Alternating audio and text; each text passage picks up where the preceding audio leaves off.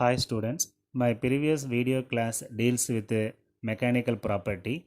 So mechanical property is nothing but hardness, yield strength, ultimate tensile strength, toughness, stiffness constant. So these all the properties are measured by stress strain diagram. So it is a very important diagram to find the mechanical property. Mechanical property that is stiffness constant measured by the linear region in the elastic region, and the maximum stress obtained from the stress strain diagram is called ultimate tensile strength, and the hardness, toughness are can be find out by the stress strain diagram. So then next we discuss about the hardness for ductile material.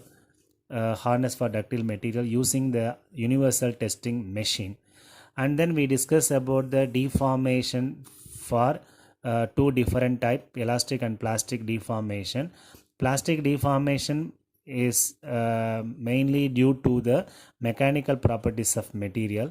Plastic deformation produced by the dislocation motion is called slip, or one part of the crystal is moved from another part of the crystal is called slip. And then we discuss about the slip plane and the slip mechanism for various crystal system, and the extended slip can be measured by depends upon the critical resolved shearing stress. And then we discuss about the Schmidt's law. Schmidt's law takes place by pure single crystal and initiate the slip due to the stress and temperature is called Schmidt's law. And then we discuss about the line defect. Line defect is called dislocation. The dislocation is achieved by two different methods, slip and tunings. The difference between the slip and tuning discussed in the previous class.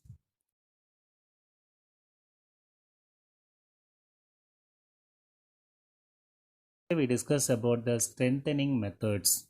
So today we prepare any new material or any material. Such materials are improve the mechanical property is very important. The improved mechanical properties are very important in the simulation of industrial process. So but these improved mechanical properties are achieved by during the fabrication time. So therefore the students can understand the mechanism how to improve the strengthening the material. Therefore the students can give the knowledge about the dislocation motion and the mechanical behavior of materials. Basically the plastic deformations are macroscopic behavior. The large number of dislocations takes place by the macroscopic methods. Hardness and strength are related to the plastic deformation. By reducing the dislocation moment, the mechanical strength can be easily improved. So there are four strengthening methods: strain hardening, refinement of the grain size, solid solution strengthening, and precipitation of hardening. First we discuss about the strain hardening. Already you know that strain change in dimension by original dimension. The strain produced by the stress. By increasing the stress, the number of dislocation by deformation or cold working. It is also called work hardening because the ductile material becomes harder and stronger as it is plastically deformed. The temperature at which the deformation takes place is cold relative to the absolute melting temperature of the metal is called cold working. The degree of plastic deformation expressed as a percentage of cold work. The percentage of the cold work is Cw equal to A0 minus AD by A0 into 100%. So A0 is the original area, AD is the area after deformation. The hardness and strength are increases and decrease the ductility of the material. The dislocation density in a metal increases with the deformation or cold work. The net result is the motion of the dislocation is restricted by the presence of other dislocations. The second strengthening methods is refinement of grain size.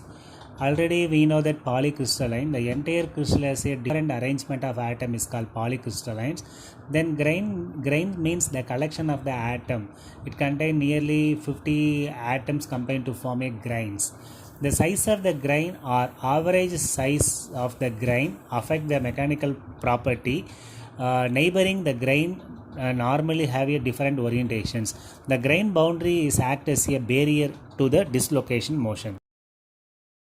So next we discuss about the reason for the refinement of grain size.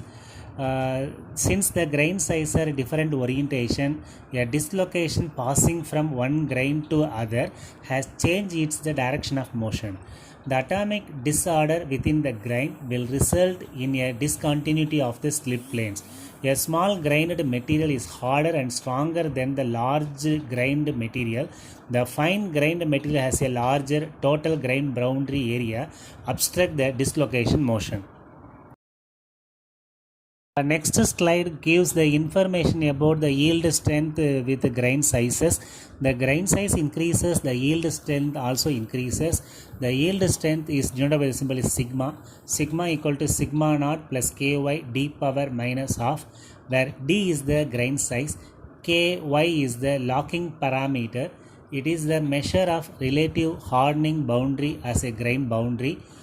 Sigma naught is known as the fraction stress overall resistance of the lattice to dislocation motions. Next we discuss about the third type of strengthening material, solid solution strengthening. So it is the process of alloying with the impurity atom. This may be occur in substitutional or interstitial solid solutions. The presence of impurity atom restrict dislocation of mobility. The techniques work by the adding atom of one element to the crystalline structure to another element, forming a new solid solutions. Next slides deals with a substitutional solid solution. There are two different type of substitutional: small impurity substitutional atom, large impurity substitutional atom. So in small substitutional atom, small impurity atom will be present, tensile lattice strain on neighboring atom. In large substitutional atom, compressive lattice strains on neighboring atom. So in interstitial solid solution, if the solid atoms are tetrahedral distortion is larger than the interstitial space, then a compressive lattice strain is produced in the surrounding of the solid atom, and the solid atom is smaller than the tensile lattice strain is produced in the surrounding.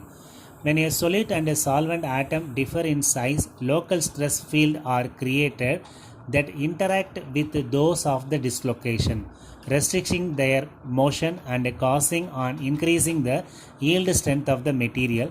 The substitutional solid solution, the stress field are spherically symmetric, that is no shearing stress component. Next slide shows the graphical representation of weight percentage in x-axis, yield strength along y-axis for substitutional solid solution.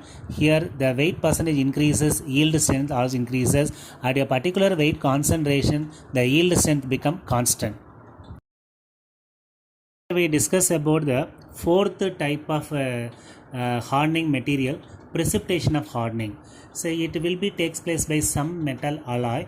It is the formation of extremely small uniform dispersed particle that precipitated from a saturated solution is called precipitation hardening. It is otherwise called edge hardening because the hardness increase with the time. Precipitation hardening may be achieved by the phase transformation induced by the heat treatment. Example for precipitation hardening is aluminum alloy, copper beryllium alloy. So next we discuss about the process of precipitation hardening. So there are two methods based on the heat treatment. One will be solution heat treatment, other will be precipitation heat treatment. First we discuss about the solution heat treatment. It will be takes place by single phase solid solution. The composition C0 is heated to the temperature T0 until all B atoms dissolve into alpha phase. Then the alloy is rapidly cooled to T1 temperature so as to prevent precipitation of any beta phase. A metastable solution occurs, but diffusion rates are often too slow at T1 to allow the beta phase precipitation for long period of time. The next slide diagram similar to single phase diagram. It is already discussed in the first chapter. From this diagram we can easily understand the precipitation hardening. The precipitation heat treatment occur. Supersaturated a solid solution is heated to an intermediate T2 temperature within the alpha plus beta, that is two phase region. So here the B atom diffuse to form a beta phase. The beta phase precipitate begins to form finely dispersed particle. Second phase particle taken by the lattice distortion of composition of C beta. So this process is something termed as aging process. After the aging time, the temperature T2, the alloy is cooled to stop precipitations. So next we discuss about the another important mechanical property is called creep. So it is the slow and continuously deformation of a material with a time under the steady load at a temperature approximately above 0.4 Tm. Tm is the melting point of temperature. So creep is a function of temperature and time. Suppose the temperature is greater than 0.3 to 0.4 Tm, such behaviors are called metal. Temperature is greater than 0.4 to 0.5 Tm, so such conditions are called ceramics. So to develop the creep resistance in alloy, the following 2 points are achieved. One will be increased resistance to grain and grain boundary to flow, minimum softening or recovery effect. So this creep property obtained in plastic nature. So here the stress is below the yield stress. Next we discuss about the creep resistance. It is the ability of the material to resist any kind of distortion under the steady load over an extended period of time is called creep resistance. Such property achieved by the material is called creep material. At high temperature, the metal have high melting point. The metals are good compact atomic structure and good creep resistance. So there are two different type of creep resistance: low temperature creep resistance and other will be high temperature creep resistance. Low temperature creep resistance obtained from low temperature. Example is loading pipe, roofs, glasses, metal bearing. High temperature creep is a similar example with metal. Metal is depending upon the nature of the composition and also depends upon the temperature and stress. So next diagram represented by the creep testing instrument. So the instrument is consist of specimen holder. So in between the specimen holder, the specimens are taken. The specimens are surrounded by a furnace. So using the furnace, we apply the desired temperature, and the bottom of the instrument contain weight. So using the stress is applied to the bottom of the diagram. So we can change the creep resistance measured by extensometer.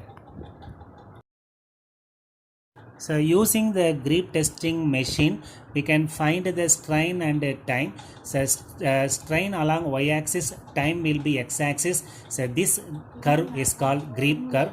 The creep curve has 3 stages: primary is otherwise called transition, secondary is otherwise called viscous and steady state, and tertiary is otherwise called accelerated creep. Next slide shows the creep curve. Here the x-axis will be time, y-axis will be strain. It has 3 different stages: primary creep, secondary creep, and ternary creep. So here O is the origin point. So from this point, the specimen is applied to the load at a starting point. So from this starting point, the strain becomes 0 and time becomes 0. Again the stress is increases, the strain also increases to reach the point OA. OA is called elastic strain region. Then next we discuss about the 3 different stages or find out from this graph. The first stage of the creep curve is primary region. So in the primary region, the time increases, the creep rate decreases up to the point B. Here the specimen is experiencing increase the creep resistance due to its own deformation. So this is the very important stage to the designer. So such region is called transition region. The second stage of the grip curve is secondary grip stage. So it will be takes place by steady state grip. So here the grip rate is constant and continuous. It will be takes place by longest duration. In this region we take the slope. The slope give the minimum grip rate. Third stage is a territory creep. So here the stress increases and the specimen deform at an accelerated rate until the failures occur. So the time required for failures is called rupture time.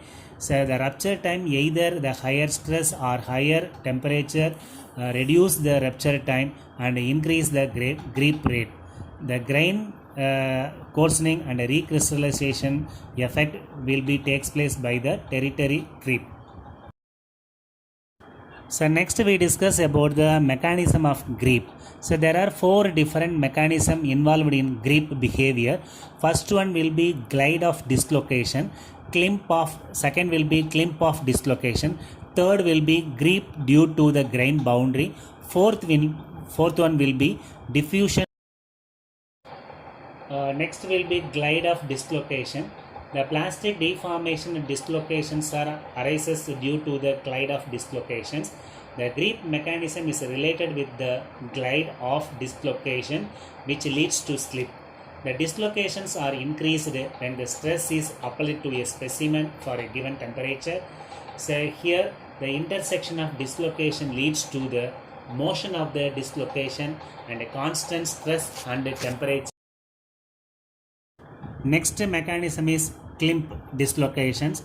It is the movement of the dislocation perpendicular to its slip plane, usually assisted by the movement of vacancy through the crystal structure.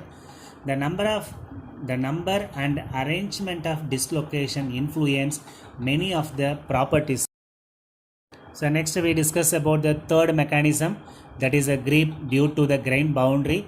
So increasing the grain size decrease the amount of grain boundary, which result in slower grip due to the high diffusion rate along the grain boundary. But this process is opposite for low temperature application, where increasing the grain size decreasing the strength by blocking the dislocation motion. Then the last mechanism is diffusion of vacancy. Vacancy diffusion is the diffusion process where by the random thermally activated movement of atom in a solid, due to the result diffusion vacancies will be created in the net transport of atom. So next we discuss about the some example for grip resistance material. For example, molybdenum is a good grip resistance, and second will be steel. In addition to chromium, molybdenum, it will be act as a good grip resistance for 550 degrees centigrade. And third will be arsenide steel, is mixed with chromium, molybdenum, nickel, in addition to carbon and iron up to iron. So this will be a good creep resistance up to the temperature 650 degrees centigrade. Fourth one will be ferrite steels. It is a high alloy steel, 304, 316, 321. Stainless steel contain nickel up to the temperature of 950 degrees centigrade. And low temperature ferrite steel contain iron containing the 4% of chromium, molybdenum, vanadium are good creep resistance for 600 degrees centigrade. And ceramides means boride and carbide and silicates are combined to form a ceramides. Say that it's a good creep resistance for 1000 degrees centigrade. Thank you for listening. So any question please send my mail.